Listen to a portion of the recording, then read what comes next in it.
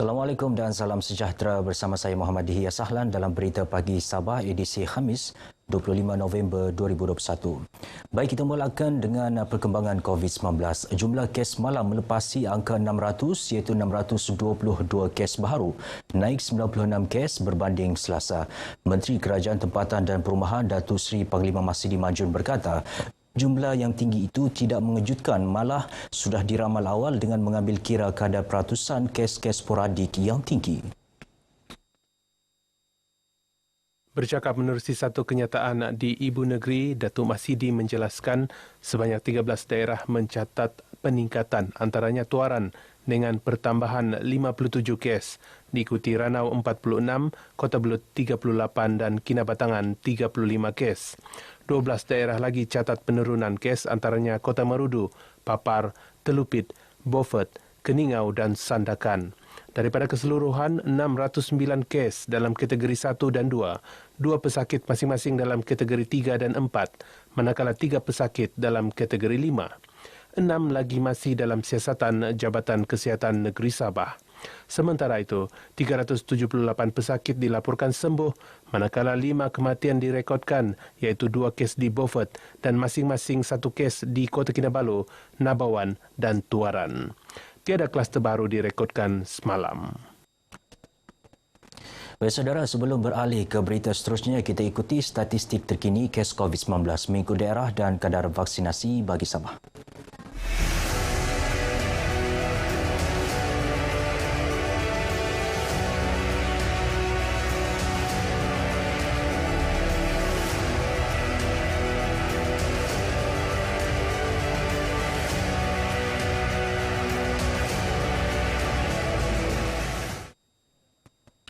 Majlis Ugama Islam Sabah MUIS telah mengambil tindakan dengan membekukan akaun permohonan pembaharuan syarikat Port View Euro Bakery Sendirian Berhad dalam sistem My E-Halal serta menarik balik sijil pengesahan halal Malaysia.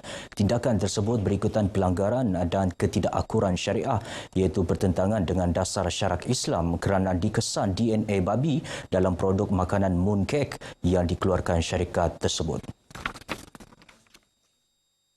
Setiausaha Majlis Ugama Islam Sabah Ramlan Awang Ali berkata, pihaknya telah memanggil syarikat Port View Euro Bakery Sendirian Berhad ke pejabat MUIS pada 19 November 2021 untuk siasatan.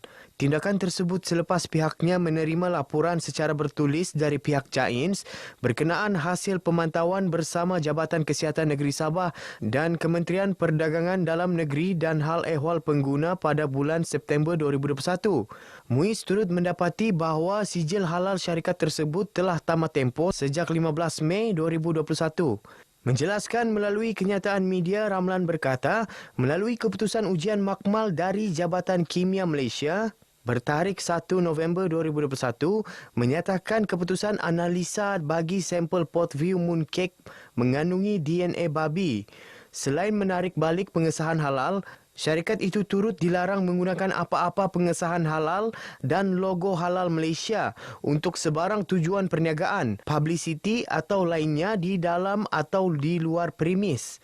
MUIS juga menasihatkan semua pihak yang menggunakan sijil dan logo halal Malaysia supaya menjaga kepentingan dan sensitiviti masyarakat Islam. Belanjawan Negeri Sabah 2022 yang bakal dibentangkan pada 3 Disember akan datang mendapat pelbagai reaksi dalam kalangan rakyat Sabah, khususnya golongan wanita. Rata-rata mahukan sokongan ekonomi, sosial selain pembangunan infrastruktur. Tinjauan kru RTM sekitar Kota Kinabalu mendapati golongan tersebut mahukan peluang pekerjaan yang banyak serta bantuan perniagaan khususnya usahawan wanita. Saya harap itu banyak peluang pekerjaan lebih diluaskan lah, sebab banyak perempuan sekarang, wanita, diorang banyak menganggur, especially single mom, diorang begitu kan. So they need to work lah. Mungkin dari bantuan ini ada bantuan dari segi sekolah anak-anak ataupun wanita yang tidak bekerja boleh dibantu, dan mungkin berniaga yang secara kecil-kecilan pun boleh membantu. Bantuan yang perlu dibagi, dana-dana yang sudah diberikan. Sekarang ni memang banyak terjejas. dan mungkin memang perlu dibantu untuk wanita-wanita yang terjejas dari segi perniagaan. Saya harap dapat bantuan lah, macam dari segi duit, macam modal begitu. Lagipun sekarang kan ada susah sedikit mau promote tuh barang jualan gitu kan. Jadi paling bagus dapat modal, nak bantu. Jadi kita senang dapat berjual barang. Dalam majlis sambutan Hari Belia 2021 peringkat negeri Sabah baru-baru ini, Ketua Menteri Datuk Seri Panglima Haji Jinor memaklumkan antara inisiatif yang dimasukkan dalam belanjawan tersebut ialah memperkasa latihan kemahiran dalam bidang teknologi, teknikal dan perdagangan melalui Jabatan Pembangunan Sumber Manusia JPSM. Masih mengenai tinjauan reaksi masyarakat sempena pembentangan belanjawan negeri Sabah menjelang 3 Disember 2021. Ini pula mengenai reaksi belia diperoleh khusus yang menjurus kepada kepentingan dalam pembangunan lestari golongan berkenaan. Kru berita RTM berkesempatan menemui beberapa belia yang menyuarakan harapan mereka agar tumpuan diberikan kepada keusahawan dan kemahiran belia di negeri ini. Untuk belia yang berkecimpung dalam perniagaan, tidak kiralah yang baru mula ataupun yang kecil-kecilan, agar dorang punya usaha ni dalam perniagaan ni akan diutamakan. Kalau boleh kita pandang juga kepada belia-belia yang baru berkecimpung dalam perniagaan kecil inilah. Golongan belia menaruh harapan besar kepada pihak Kerajaan Negeri Sabah sebagai pemegang taruh nasib dan masa depan belia. Dengan peluang pekerjaan yang dilihat cukup sukar didapati pada hari ini, dalam bidang pertanian dilihat sebagai antara mekanisme alternatif utama kerajaan untuk memberi peluang kepada rakyat. Saya berharap agar bajet 2022 untuk golongan belia, salah satu yang utamanya adalah berkenaan dengan peluang pekerjaan kepada belia. Kita sedia maklum pada era COVID-19 ini, golongan-golongan belia ramai yang diberhentikan kerja. Pertama adalah bajet yang betul-betul untuk menyelesaikan isu ekonomi rakyat pasca pandemik. Jadi kita harap dibelanjakan sepenuhnya ke situlah untuk memulakan kehidupan semula. Yang kedua adalah kesediaan Sabah untuk menghadapi perpindahan ibu kota Kalimantan. Jadi di sempadan dan juga kesediaan infrastruktur. Kita mengharapkan adanya geran khas untuk belia wanita ni untuk memperkasakan diri lagi. Dan bila memperkasakan diri dengan adanya bajet-bajet yang diperuntukkan ni akan memaculah. Kerajaan menerusi semangat keluarga Malaysia akan memastikan semua golongan dan sektor di Sabah tidak dipinggirkan dalam peningkatan peruntukan pembangunan RM5.2 bilion di bawah bajet 2022. Beralih pula mengenai reaksi bajet 2022 Persekutuan dan manfaatnya di Sabah. Timbalan Menteri Kewangan II Haji Yamani Hafiz Musa, 4 sektor utama akan terus diberi tumpuan ke arah pembangunan negeri ini. Ini selaras dengan aspirasi dan semangat keluarga Malaysia.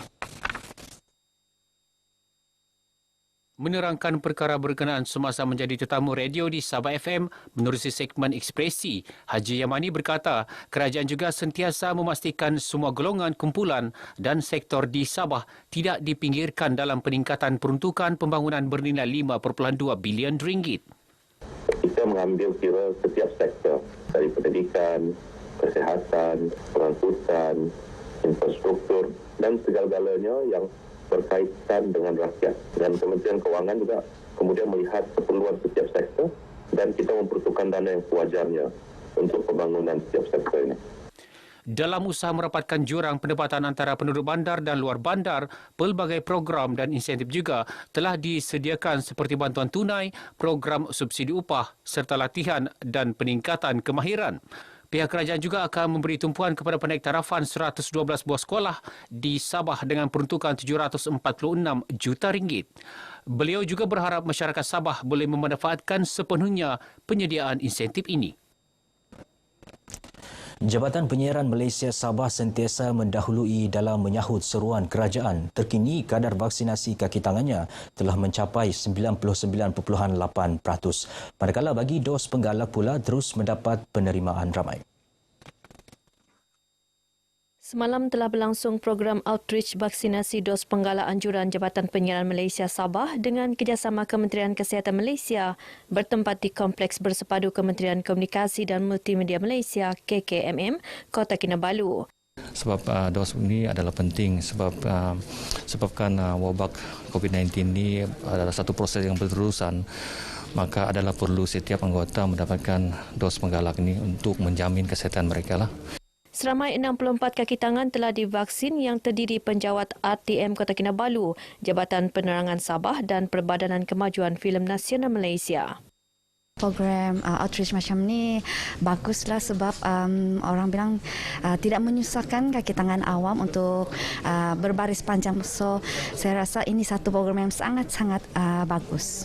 Dos penggalak ini bagus untuk meningkatkan lagi kita punya imunisasi badan lah. Program outreach ni yang sekaligus membantu pihak-pihak pengamal media seperti RTM, FINAS, Bernama untuk menjalankan tugas masing-masing dengan lebih rasa selamatlah. Kami sebagai frontliner untuk mendapatkan booster sebagai langkah untuk kawalan jangkitan COVID-19 lah.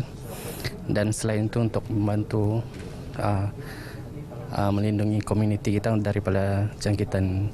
Dia sangat baguslah sebab dia sangat memudahkan kami punya masa dan apalagi dan saya juga ingin menggalaklah kepada orang ramai yang mungkin belum lagi mengambil suntikan booster ni sebab dia untuk meningkatkan lagi imuniti kita. Baik saudara, sekian dahulu berita pagi Sabah. Terus bersama-sama bendung penularan COVID-19. Patuh SOP, guna pelitup separuh muka khusus di tempat awam. Kita jaga kita. Saya Muhammad Dihya Sahlan. Assalamualaikum dan salam hormat.